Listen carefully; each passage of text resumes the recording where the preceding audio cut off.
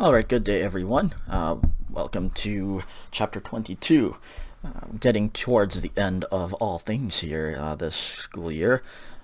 So let's continue on. Chapter 22 deals with additional pronouns. This is something of a break in between all of the discussions that we're going to have about verbs. And so let's get into this. First of all, we're going to start out with what are called interrogative pronouns. These are very closely related to another set of words that we are going to talk about a little bit later.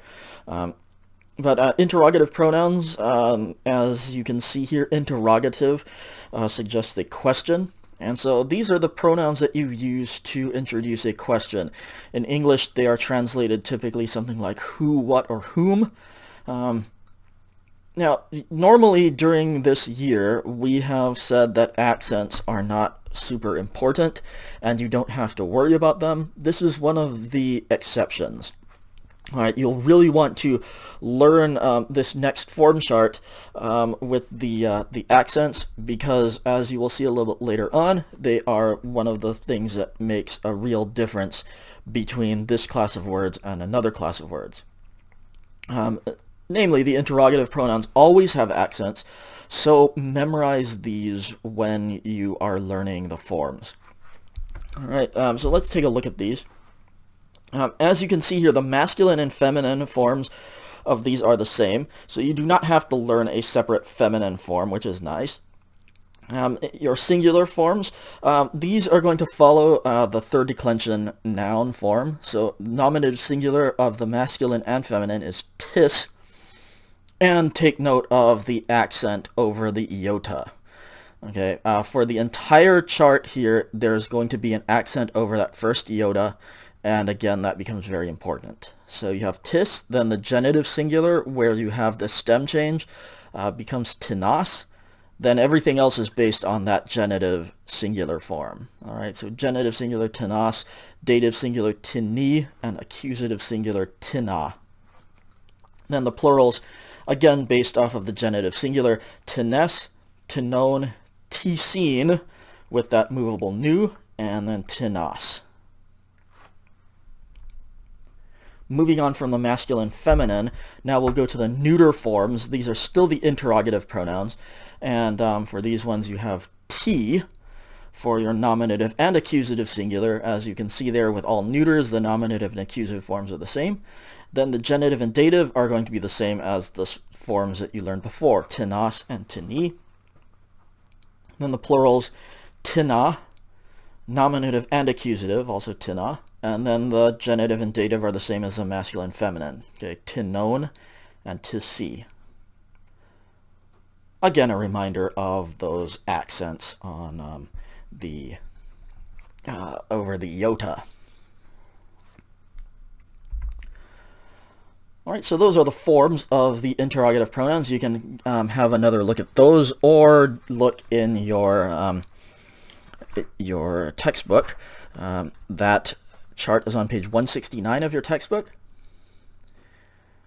And how do you use these? Okay, as before I said, it normally translate a form of who. For the neuters, you're going to use what. And then who is for the nominative. Your accusative form is going to be whom. And the genitive is going to be whose or of whom, and dative to, by, or for whom. Okay. Subject form who, object form whom. And there you have some examples. All right, nominative form who, tis estin ha pater mu. Okay, notice tis there is your interrogative pronoun. It's got the iota accented. And then you say who. So who is ha pater mu, the father of me, or who is my father? The genitive whose or of whom. Okay, tinas, there is your genitive singular form there. And he akon haute, okay, whose image is this? Understood a me there. There's no to be in the Greek, and so you have to supply a form of to be. Whose image is this? Question mark. I should mention that with all of these, there is going to always be an implied question here. So anytime you see one of these interrogative pronouns, it's always going to be a question mark at the end of the sentence. Dative, tini, elthomen. To whom shall we go? We haven't had actually that form yet. We're going to get that form elthomen in the next chapter. Okay, but that's the form shall we go. To whom shall we go? And then the accusative whom, tina, zeteta. Zeteo is to seek, from chapter, 19? Tina zeteta, whom are you seeking? Alright, so that is how you use the four major cases. The neuter accusative I've put here just because it's a neuter, and so this is an example of what. Okay, so ti apeta, what did you say? Okay, ti is normally what. However, the book also mentions this. One of the examples of the book using this really annoying practice of putting important stuff in the footnote, sort of fine print there. The neuter singular accusative, okay, so that form that we've got there on the previous example, t, what, okay, can also do double duty and mean why. Okay, so the word ti can mean what, normal neuter singular nominative or accusative, but it can also mean why, and only context will tell you which meaning this is. So look at the example sentence here, ti poieta tuta.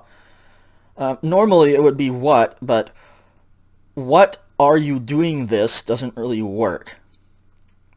Right? What are you doing this? You could just say what are you doing if it was ti poieta. But that tuta, this, kind of messes things up. What are you doing this? So in this case, it would be much better to translate this t as why. And you can do that if you see the neuter singular accusative, so that form t with the accent. Okay, something to keep in mind anyway. Moving on here. Indefinite pronouns. Now, look at this first thing here. The forms are identical to the interrogative pronoun. Okay, so you can go back to the other forms there, the chart on page 169 in the textbook. But notice here, they are without the accents. Okay, remember before I told you this is why I'm having you learn it with the accents. Because with the accent, it means that it is an interrogative pronoun, question mark. If you see those same forms, but they're without the accents, now these are the indefinite pronouns. Indefinite means that we're not talking about a certain thing. Okay, it's just someone, or anyone, or a certain this thing. Okay, we're not pointing out something with certainty. It's just saying, it's just something, or anything, a certain thing. In the plural, you would translate this certain ones, or some people or things. All right, we're not pointing out a definite object or person. Not speaking with definitiveness or certainty. It's just certain ones. A certain thing. All right, now the book does not give you the separate forms, but I will put them up here. All right, again, these are just completely identical to the interrogative pronouns, but these forms lack the accents. Okay, and I'll just give you a moment to look at those here. I won't even go over them because we already went over the way that they sound. All right, so there you see the masculine and feminine. Now moving to the neuter. Again, identical to the interrogative pronouns, just without the accent over the iota.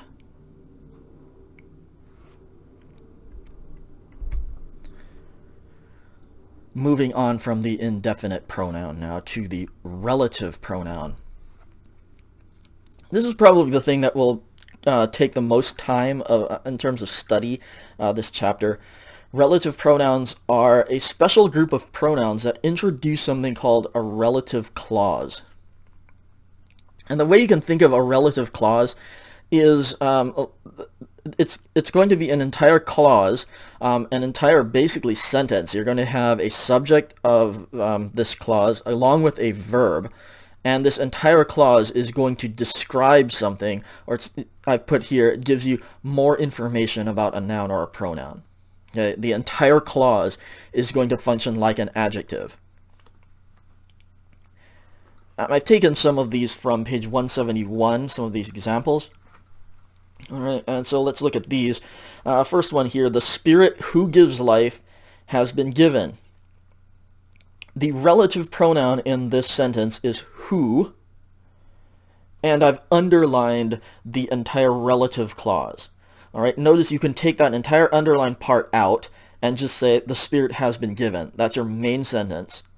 But the relative clause there is that entire clause, those 3 words, and that relative clause is describing the Spirit. Okay, which Spirit are we talking about? It's the Spirit who gives life. Second example there, the words that I speak are life. Underlined relative clause there begins with that. And yeah, that I speak is the relative clause. Notice that entire clause is describing the words. Which words are we talking about? It's the words that I speak.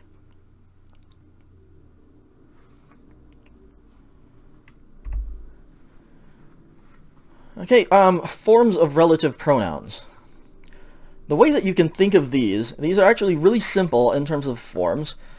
Go back to the second declension nouns in chapter, what was that? Chapter 4, I think, is when we covered second declension nouns. First set of nouns that you learned, anthropos, lithos, agros, all of those kinds of nouns, okay? They're the ones that are mostly masculine or neuter. And to get the relative pronoun, really all you have to do is take the endings. Okay, if you remember from chapter 4, anthropos, anthropou, anthropo, anthropon. And look at the relative pronoun forms. All right, os, u, o, on, with the rough breathing mark on all of them. So they're not os, it's hos, hos, hu, ho, han. Now, why do I have that omega highlighted in red? It's because this form here actually has an iota subscript on it, but my font with this Greek keyboard layout, it can only do one or the other. Okay, it can't give you both a rough breathing mark and an iota subscript.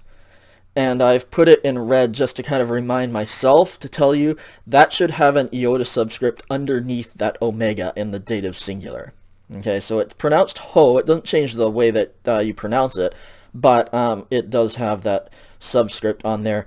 And if you look at your chart for page 172 for the relative pronoun, you'll see that all of these dative singular forms have that iota subscript on them. Okay, so just keep that in mind if you're looking at this slideshow for these forms. Just be aware all of the dative singulars have an iota subscript, but I just can't print that out with this keyboard and this font. Okay, then going to the plurals, again, just take your endings of your second declension nouns and put, yeah, that rough breathing mark on them. Okay, so hoi, hon, hois, hus. Notice that I did put an accent over the hoi because this form would otherwise look identical to the definite article the. For example, hoi anthropoi, the men or the people. Okay, it sounds the same and looks the same if you don't do the accent. Okay, so typically if I give you a sentence where there is this nominative plural masculine relative pronoun, which again would mean something like who, I will put that accent mark on there. Okay, just to let you know that this is the relative pronoun and not the definite article. All right, and I keep doing that for the rest of these. Have a look at the feminine forms. Again, the nominative singular looks identical to the definite article with the one exception of that accent. So I've put the accent over that one. Hey. And then from then on, it's just like you could think of it as, yeah, the first declension endings. Or the definite article without the tau. Okay, so the genitive singular haste, then the dative singular hey, and again this is highlighted in red because that should have an iota subscript under it. And then hein for the accusative. Plural nominative hi again has the accent on it to tell you this is a relative pronoun. Then hon, heis, and has. Familiar first declension endings that we've been seeing all year. And then the neuter forms. All right, ha, with an accent, again, because otherwise this looks identical to the masculine nominative singular definite article, the. Okay, so be careful of that one. Make sure you check whether or not it has an accent. If it has an accent, it means that or what. If it doesn't have an accent, then it means the. Okay, and then all of the other forms should again be pretty simple. It's just like the definite article, but without any taus and rough breathing marks in the place of the tau. So instead of tu, to, ta, it's hu, ho, and ha. And once again, the dative singular should have an iota subscript under it. Plurals, ha, hon, hois, and ha.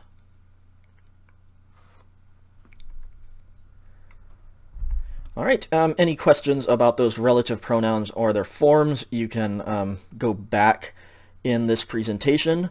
You can also have a look at page 172 in the textbook, or feel free to email me if you need any help with that.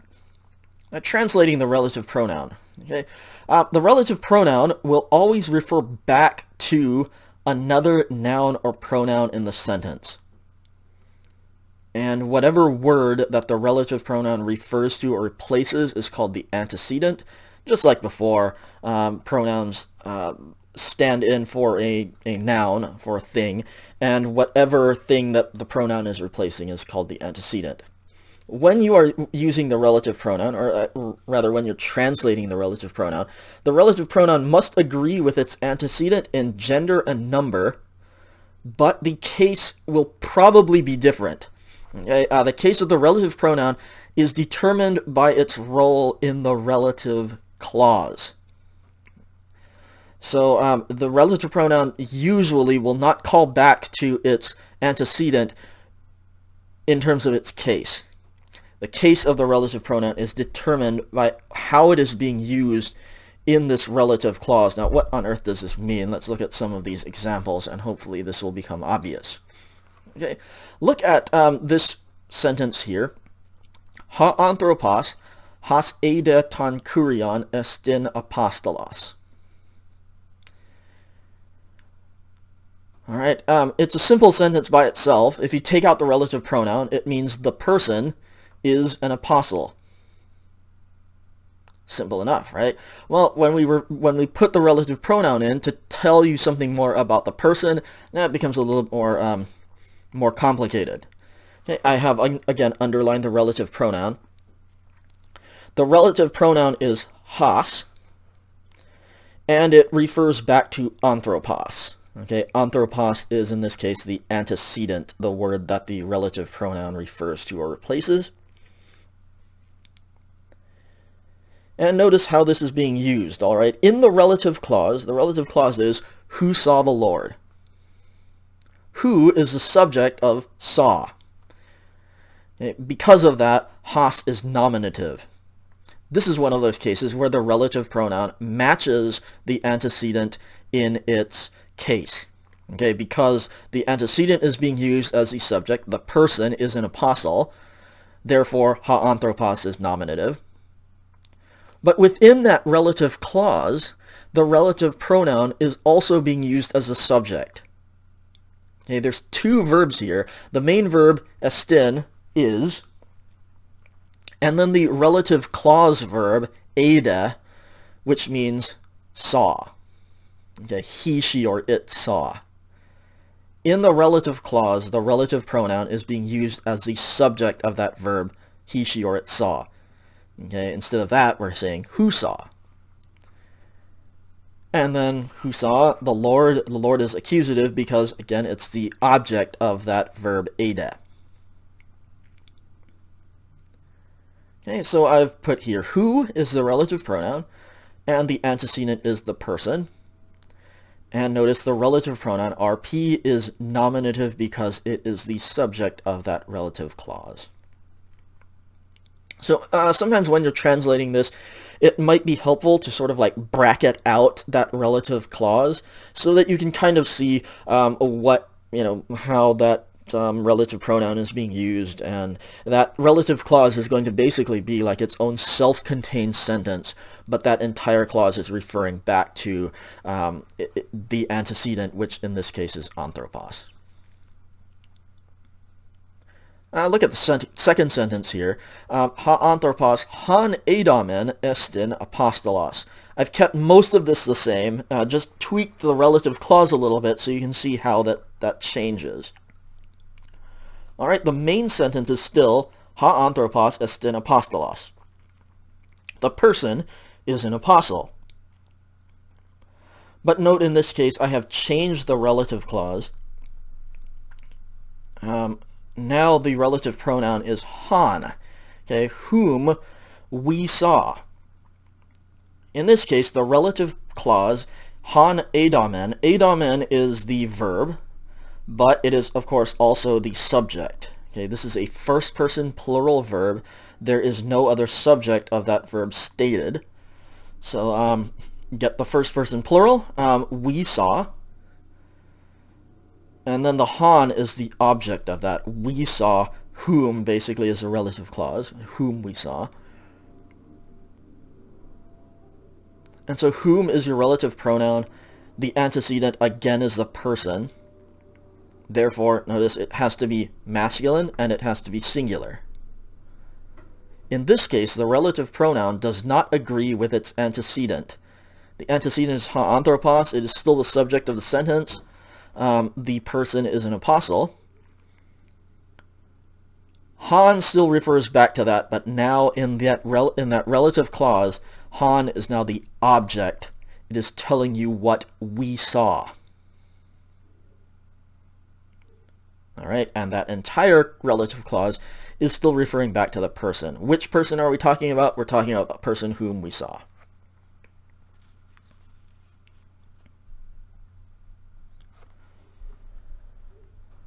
Okay, this is one of those things that we never think about when we're just speaking English, even though we use relative clauses all the time. So I've put together a few more of these.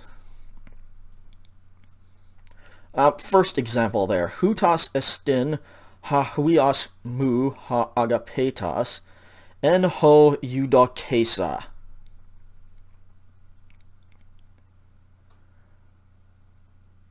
All right. This is my beloved son. Main sentence. The relative clause is en ho eudokesa, in whom I am well pleased.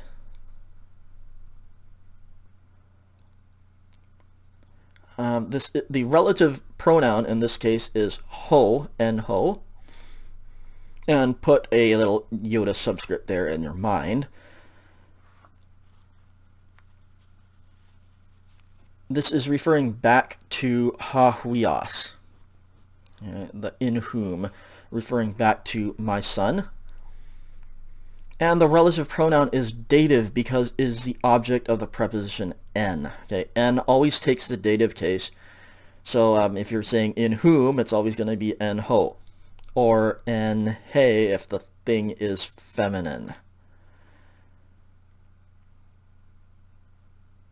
All right, this is my beloved son, in whom I am well pleased. Second example, dia tu euangeliou, who eganethen diakonos. Through the gospel of which I became a minister. Notice in this case, the antecedent is the gospel. Which gospel are we talking about? The gospel of which I became a minister.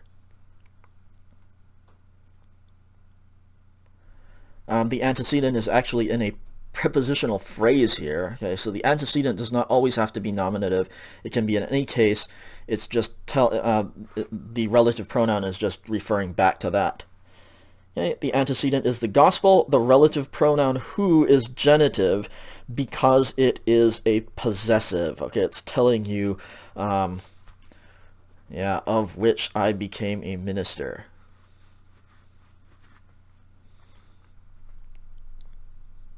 Last example, en auto has estin he kephale. My apologies, it looks like I forgot to underline that. The relative pronoun is has, that word right after the comma. In him who is the head. Okay. Relative clause, who is the head, has estin he kephale. The antecedent is him. This entire clause is telling you something about him. What do we want to know about him? Okay, it's the him who is the head. And the relative pronoun is nominative because it is the subject of that relative clause. Who is the head is the relative clause. Has is the subject of estin. And it's all pointing back to auto, him.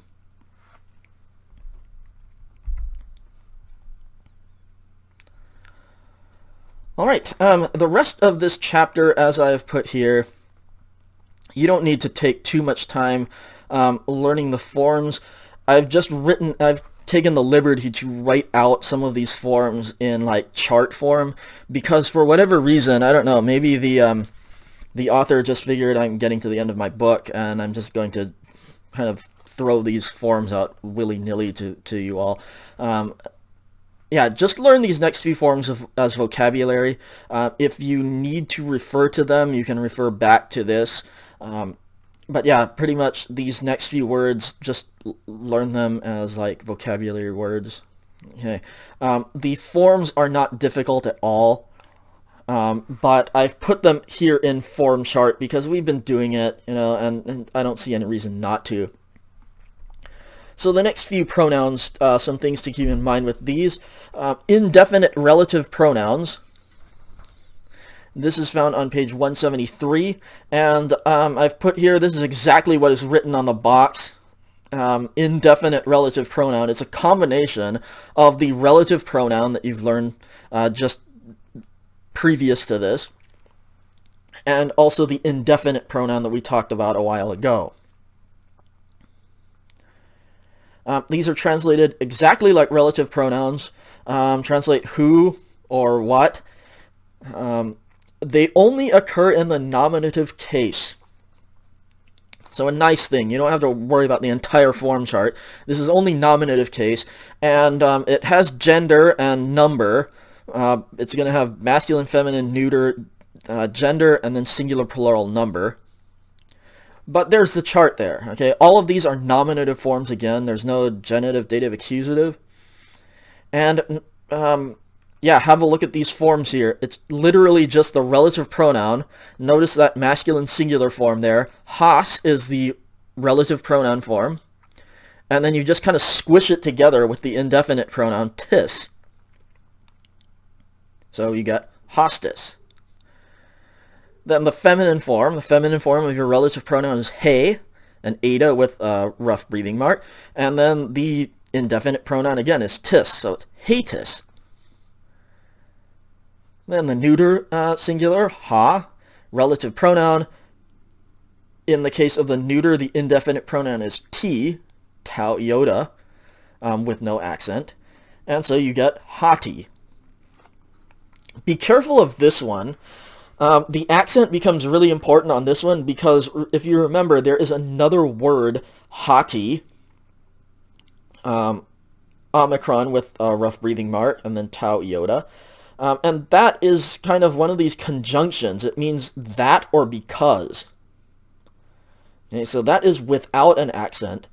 If it has that accent over the omicron, it is the indefinite relative pronoun. It means what. So again, this is an example of the accent becoming very important. Then the plurals, exactly the same thing. You have your relative pronoun, plural, masculine, squished together with the indefinite pronoun tenes, hoi tenes, then hai tenes, hatina. All right, all nominative forms take the relative pronoun form and then just stick the indefinite pronoun onto the end, and that's what you get. All right, translate who. The book gets really fancy, and it's like there's one example in Romans chapter 1, something like that. It means like, who is such a nature? Yeah, don't worry about that. This word appears something like 120 something times, I think, 150 times maybe, and we're not going to do an exception for just one of them. Okay, so yeah, just translate it. Who, in the case of the masculine and feminine, or in the case of anything that's an object, you can translate what. Next class of words is called reciprocal pronouns. Okay, this is at the top of page 174, and notice if you look in the textbook, he doesn't even give you a chart. Okay, he just puts like these three forms there. So I've put this out in a chart. Okay, the reciprocal pronoun does not have a nominative case. Okay, we're going to skip that altogether, and you just get genitive, dative, accusative. There is no singular form of this either.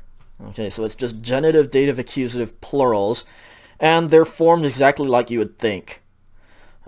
These forms cover all of the genders, masculine, feminine, and neuter.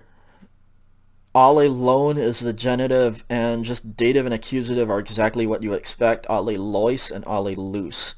And this reciprocal pronoun is the word for one another.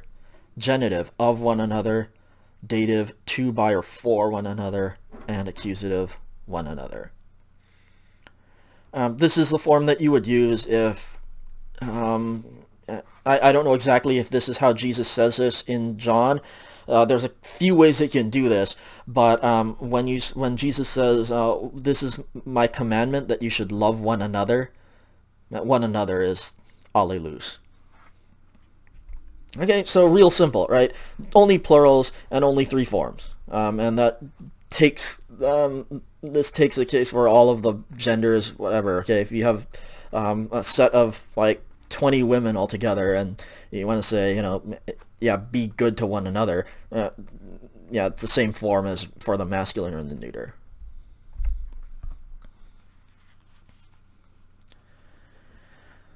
Next set of words is called the reflexive pronoun. Okay, reflexive pronoun, self. Okay, himself, herself, itself. First person, myself. Second person, yourself. Okay, third person, yeah, him, her, itself, or in the plural, themselves.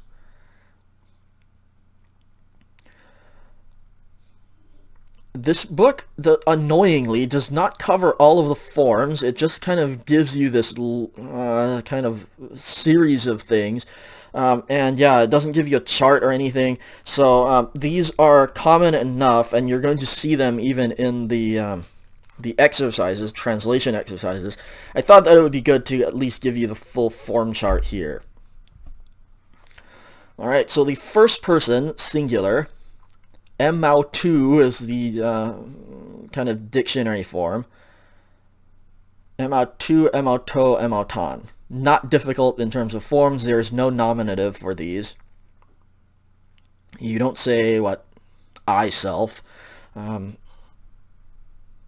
So yeah, the form should be really simple. It's a genitive singular ending there. It's easy, dative singular ending. So first person, it's the combination of emme, that first person pronoun for I or me, and again, this is kind of squished together with the forms of autu. him, her, or it.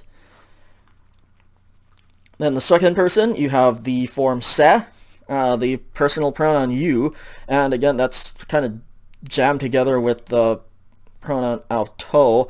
The second person genitive singular, I see it, I actually misspelled that. There should be a tau in there. Se autu, then se auto, se auton. And then the third person, him, her, or itself, he autu, he auto, he auton. The plural forms, this works for all persons, so be careful with these. The form is really easy to memorize, but when you're translating, it can mean ourselves, yourselves, or themselves. Okay, and yes, I know that's annoying. I'm sorry about that. He auton, he autois, he autus.